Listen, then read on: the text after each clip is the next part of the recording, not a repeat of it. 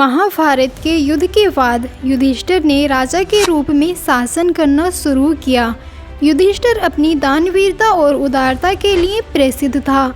जो कोई भी दान पाने की इच्छा से युधिष्ठिर के पास आता, वह कभी खाली हाथ नहीं लौटता। एक बार देर रात को एक भिखारी महल के दरवाजे पर आया और दान मांगने लगा। उस समय राजा युधिष्ठिर सो रहे थे। रानी द्रौपदी ने उन्हें जगाया, लेकिन युधिष्ठिर ने कहा, मैं बहुत थक गया हूँ।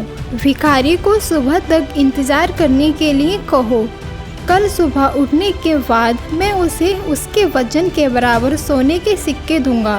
द्रौपदी ने यह बात भीम को बताई।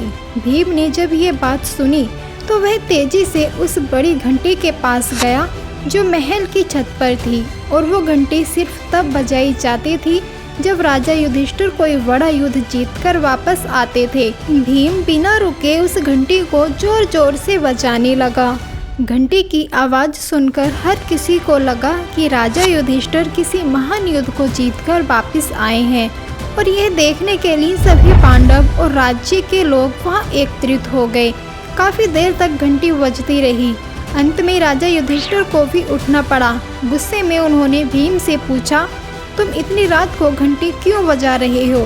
भीम ने विनम्रता पूर्वक उत्तर दिया, ऐसा इसलिए है क्योंकि आज आपने बहुत बड़ी जीत हासिल कर ली है। यह सुनकर राजा युधिष्ठिर चौंक गए और पूछा, ये तुम क्या कह रहे हो? भला इतनी रात को मैंने कौन सा युद्ध जीत लिया है? भीम ने उत्तर दिया, बड़े भाई, आज आपने समय को ही जीत लिया है। आपने महारानी से कहा कि भिखारी को दान कल सुबह मिलेगा। अब यह घोषणा तो कोई तभी कर सकता है जब वह समय के साथ जीत हासिल कर ले। क्या आपको यकीन है कि कल सुबह तक आप दान देने के लिए जीवित रहेंगे, और या फिर ये भिखारी इसे प्राप्त करने के लिए जीवित रहेगा? यह सुनकर युधिष्ठिर को भीम की बात का एहसास हुआ और उन्होंने तुरंत उस भिखारी को अंदर बुलाया और उसे दान दे दिया। दोस्तों, हम सभी के पास लिमिटेड टाइम होता है और कोई नहीं जानता कि आने वाले कल में क्या होगा। इसलिए जो काम आप आज और अभी कर सकते हैं, उसे कभी आने वाले कल के लिए बचा के ना रखें, क्योंकि कल कभी नहीं आता। हमारी ज़िंदगी हमारे आज से ही चलती है। अगर ज़िंदगी को बेहतर तरीके से जीना है तो हमेशा आज में जिएं।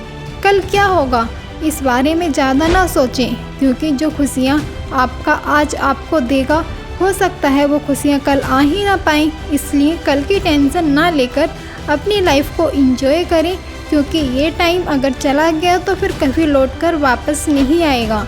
जो लोग समय की वैल्यू नहीं समझते, वो अक्सर आज का काम कल पर टाल देते हैं, फिर चाहे वो काम कितना भी ज़रूरी क्यों ना हो। ऐसे लोग खुद का समय तो बर्बाद करते ही हैं, और साथ ही वो दूसरों का समय भी बर्बाद कर देते हैं, क्योंकि कोई भी काम चाहे वो बहुत ज़रूरी हो या ना हो, लेकिन अगर वो काम आप आज कर सकते हैं तो उसे कभी भी कल पर ना टालें। काम को टालते रहने की आदत कई बार हमारे लिए और दूसरों के लिए भी मुसीबत बन जाती है।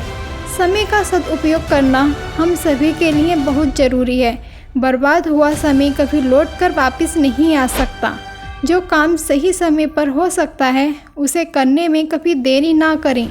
जो लोग अपने समय का सही उपयोग करना जानते हैं, वो ज़िंदगी में कभी भी समय का रोना नहीं रोते, क्योंकि उनका हर काम उनकी सोच और समय के हिसाब से ही होता है। वरना आपको बहुत से ऐसे लोग भी मिल जाएंगे जो हर वक्त यही कहते रहते हैं कि मेरे पास तो टाइम ही नहीं है। टाइम सबके पास बराबर होता है। हर किसी को दिन के 24 घंटे ही मिलते हैं। बस ये हम पर डिपेंड करता है कि इन 24 घंटों को हमें किस तरह से बिताना है।